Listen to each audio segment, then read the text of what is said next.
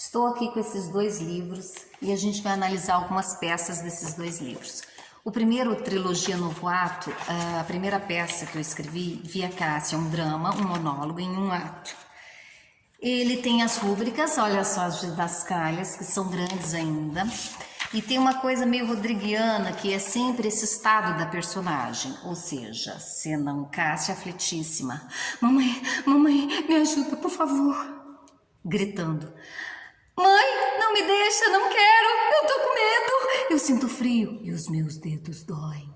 Então tem sempre as rúbricas que ditam o estado que a personagem se encontra. Desesperada, não, não vai embora, volta. Mudando de tom. Papai, é o senhor nesse canto escuro? Aí é o dramaturgo se comportando como diretor, indicando como o ator deve interpretar esse trecho. Mas, na verdade, no fundo, gente, o dramaturgo é aquela história, ele escreve, mas depois que ele escreve, se ele não é o ator, ele morreu. Ou seja, o encenador é que vai tomar conta disso aqui, é o ator, na sua visão, que vai tomar conta disso aqui. Às vezes é complicado trabalhar com autores vivos, e ainda mais que vão nos ensaios, que não se pode perder uma palavra. Eu falo porque, como atriz, eu trabalho muito com dramaturgos vivos. Então, olha só, e aí vai se criando essa relação psicológica, um texto muito psicológico, onde ela começa num manicômio, sabe-se da vida dela toda nesse presente manicômio, mas depois ela tem uns flashbacks, onde ela revive o passado, e ela volta no estado do manicômio, que é o seu tempo presente. Nós temos também aqui nesse mesmo livro, que é o Trilogia, As Corvas, que é uma peça que trata, olha, ela está morta, a morte, né, vem trazendo os seus mortos, é uma peça bem diferente, inusitada, eu tive várias peças encenadas, então eu estou dos dois lados, posso dizer a vocês que muitas vezes uma peça como você escreve, ela é levada ao palco integralmente. Muitas vezes, como eu vou mostrar para vocês nesse livro do Raicés, eu tive que reescrevê-la totalmente, porque um roteiro para a rua, ele é diferente para um roteiro para um palco. Por quê? Porque o roteiro para a rua, qualquer instante em que o espectador passe e olhe, ele tem que reconhecer todo o drama ali, toda a história ali. Então ele é uma coisa muito mais sintética, muito mais expositiva no momento presente. Direta, que utiliza a música, que utiliza a comunicação direta. Pois bem, mas nós estamos aqui no Trilogia com as Corvas. As Corvas, utiliza-se o corifeu, o coro, olha lá, olha a nossa tragédia grega, olha a nossa unidade aristotélica aqui, as características do teatro. E hoje em dia, gente, a tragédia e a comédia, elas se misturam. Tem vários gêneros, vários e vários gêneros, farsa, vários gêneros, onde a gente não sabe exatamente onde se encaixar. Mas não se preocupem com isso. Olha só, o corifeu fala. Essa mocinha se matou por amor ao pai, e o corifeu a condena. Porque o corifeu é a voz do inconsciente, a voz do povo, é a voz da moral, expiará por amor. E o coro, o conjunto de vozes diz: atualmente ninguém se mata por amor, morrer por amor é uma abjeção, condenando, né? E ela se defende a morta. Um amor tão doce, que não ofende, incapaz de um grito, mas que berrará alucinado através dos séculos esse amor. Ouvirão o rumor dos meus desejos, e cada vez que fecharem os olhos... Ela não tem esse gesto, ela está sempre morta, mas falando. Olha como o teatro, ele faz a pessoa viajar. Como que uma morta fala, como que uma morta se defende. Ela está nesse limbo se defendendo, né? Nesse limbo de julgamento. Ela está lá no julgamento. É uma história bastante interessante, que termina sempre num suspense. Cada cena, eu peguei bem essa questão do novelesco, né? Que termina sempre, você está aqui? Comercial. Volta naquela mesma cena. Então elas falam, né? Vamos ver a primeira cena aqui. Nem tenho mais coragem de me olhar no espelho. Ela se cortando e falando isso. E elas saem de cena e voltam na mesma posição depois. Porque também o teatro, ele tem essa questão de como é que as entradas e saídas, como resolver todas essas estruturas.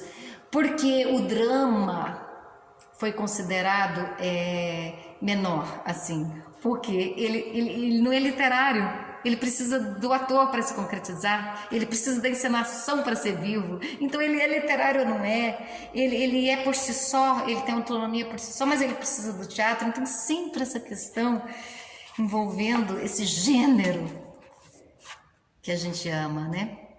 Muito bem, este livro também tem 7 obras minhas e nós vamos ver um pedacinho do Janela Intrusa. Quais são as dicas, né, para vocês aqui? Eu construí as Janelas Intrusas com uma única frase. Eu gosto muito de Osho. E aí ele disse: a grama do outro é mais verde, nos parece mais verde.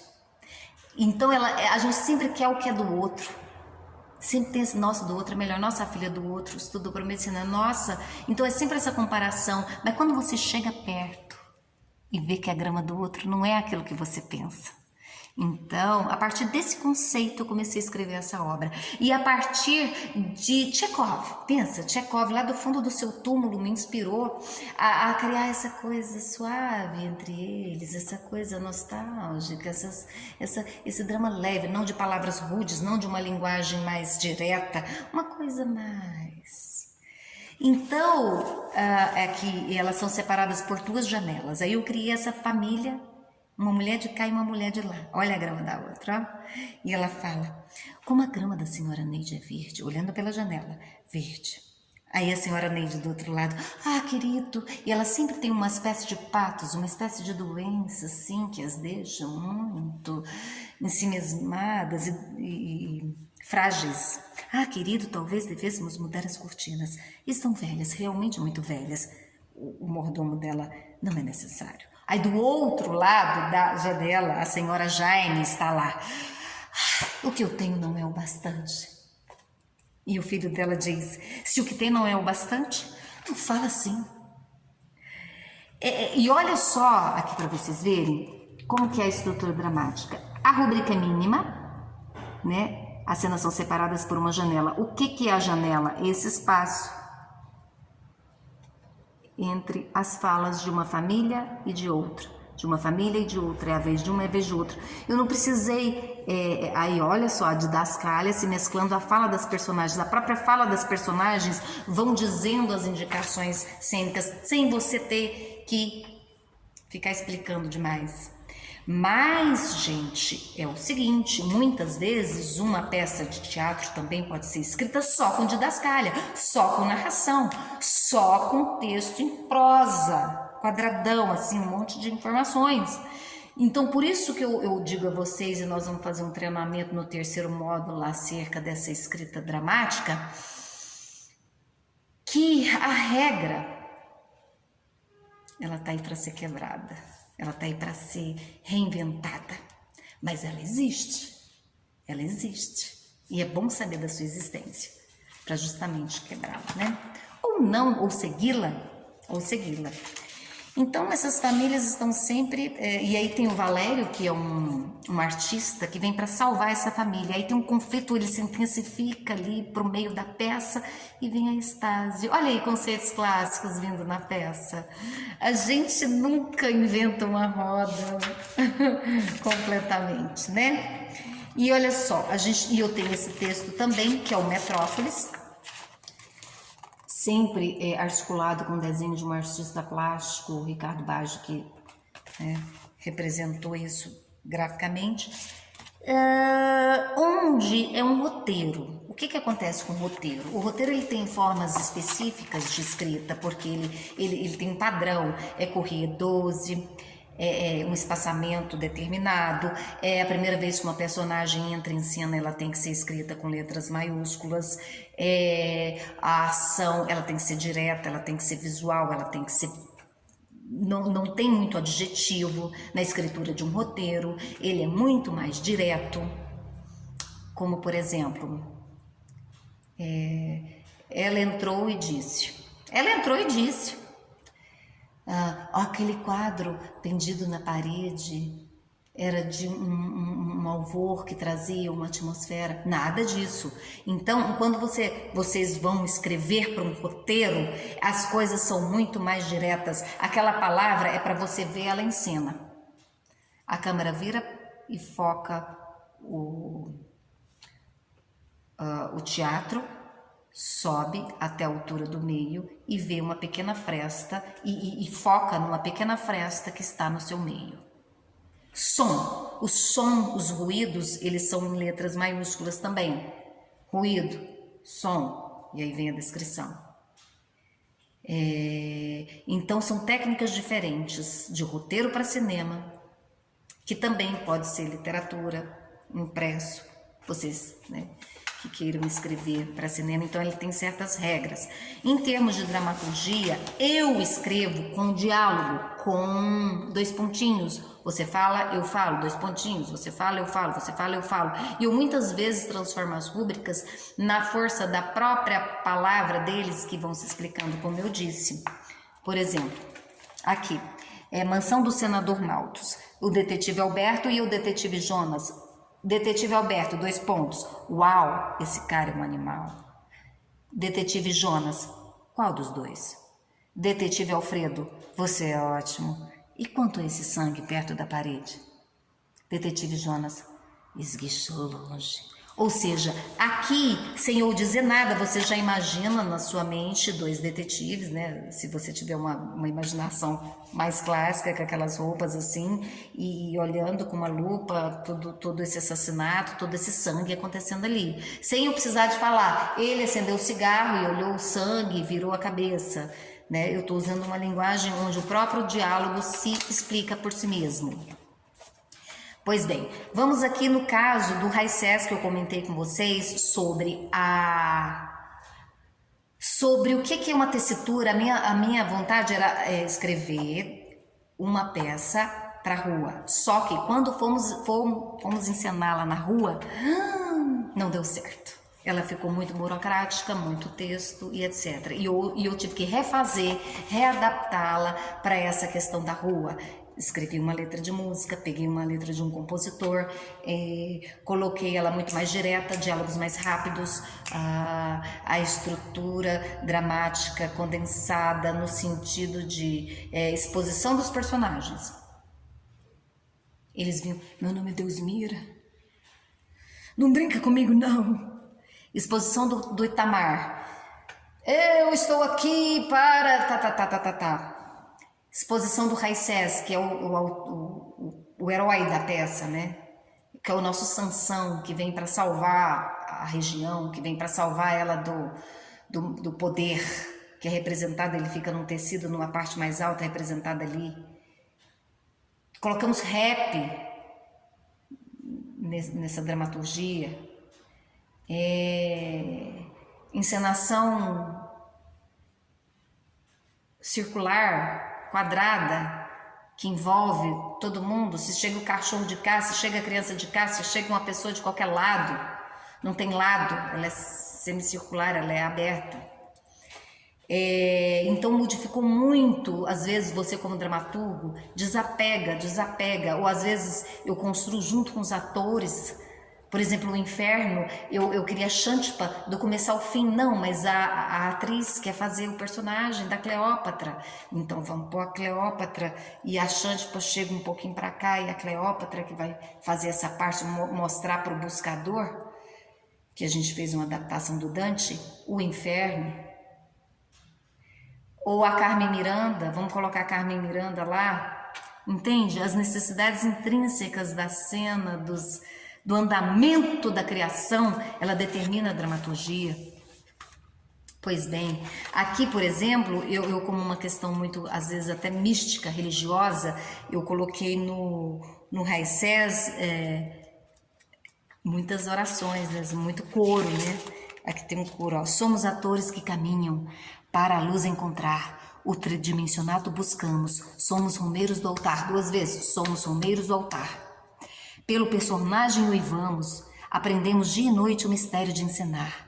Numa só voz cantamos, criação profana, criação profana. Numa só voz cantamos, criação profana. E o Raicés, ele é um metateatro, é um teatro dentro do teatro. O diretor chega com os atores, depois que eles se vestem, vão representar aquela história que eles escolheram, que é Raicés. Comunhão e participação, o diretor fala. Com ternura, acreditamos e celebraremos, irmãos e irmãs. Então eu tirei todo esse tom místico, católico do texto para fazer uma coisa mais direta, porque a rua necessita desse roteiro visível em qualquer momento. Às vezes a pessoa está ali assistindo a peça, mas sai, ou vai chupar um picolé, né? Às vezes você tem ali, muitas vezes aconteceu, de uma senhora bêbada, uma mulher na rua, entrar dentro da peça e a gente incorporá-la. Então toda a dramaturgia que você decorou não é decorada, na verdade é um jogo que acontece ali. Isso é dramaturgia. Você criar espaço para isso, deixar acontecer. Vamos ver aqui, eu escrevi também uma peça infantil, que ela também tem esses padrões de diálogo. Aliás, eu até agora não me arrisquei numa coisa, num formato, quer dizer, eu fui tirando as didascalias na evolução da minha dramaturgia e colocando os diálogos, e ali você vai conhecendo tudo. Mas, com esse novo conhecimento desses novos textos, a gente pode mudar a visão, pode tentar coisas novas. Por exemplo, um texto que eu criei onde não se tinha diálogo, onde não se tinha palavra, eu fiquei com dó de mim mesma. Né? Imagina um ator tendo que decorar um texto gigantesco. Eu falei, não, a luta.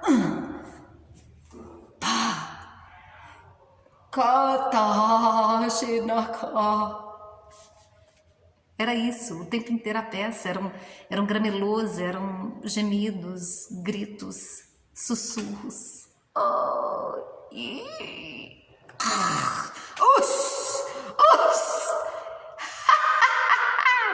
Então, a peça inteira que eu escrevi é com essas interjeições. Olha que maravilha, né? E também tem o terceiro livro que eu vou lançar, que tem o inferno, que tem o purgatório, mas todos assim, inspirados em Dante Alighieri, não baseados, porque essa nova dramaturgia é o que eu falo do novo para vocês. Vocês são o novo, vocês são o presente. Então é nisso que a gente tem que investir, é em vocês, é na criatividade. Ele não está impresso ainda porque ele vai sair no final do ano, pela Lei Rouanet, né? E então nós vamos... eu quero mostrar para vocês esse John Fosse. Ele é um dramaturgo norueguês. Um pedacinho aqui de um grande dramaturgo que está sendo muito encenado. O personagem dele chamou um e o outro. O um e o outro. Não tem nome, né? Tem nome, o um e o outro. O um fala... São só coisas que a gente diz. O outro, sim. O um, sim. Silêncio muito breve, sim. Aí tem a rúbrica, eu vou mostrar para vocês o formato que ele escreve isso. Silêncio muito breve, sim. Isso não existe. Silêncio muito breve. Tentamos dizer como uma coisa é, dizemos outra. O outro. Porque não sabemos dizer como ela é realmente. O um. Sim, silêncio muito breve. Sim, claro. Opa, aqui deu uma saída aqui. Continuando o diálogo, breve silêncio. O outro. Só saem palavras. Silêncio. O um. Palavras e palavras. Silêncio.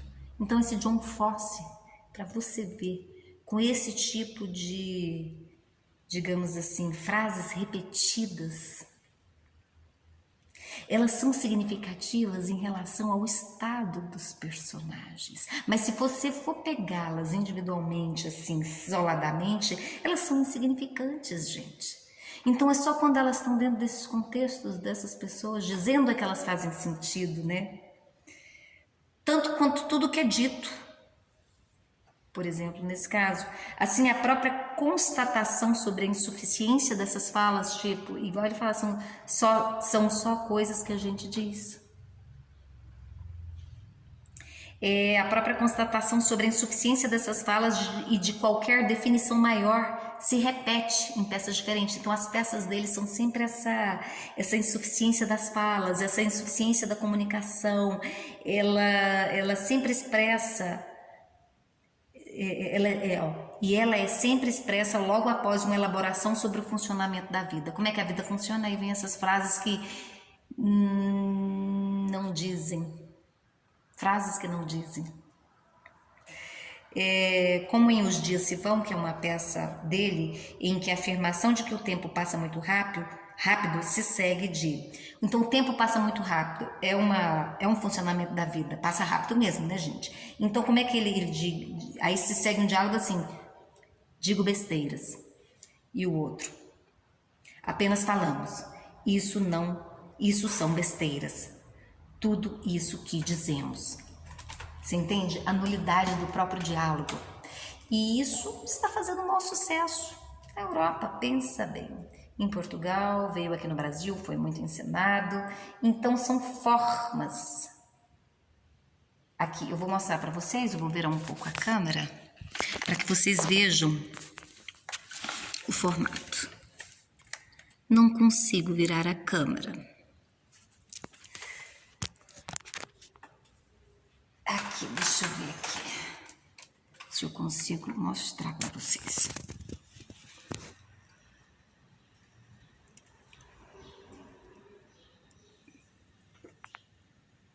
Tá vendo? Um embaixo do outro, sem pontinho, sem estar escrito na frente, com esse formato, e as rúbricas não estão entre parênteses e estão em letras menores.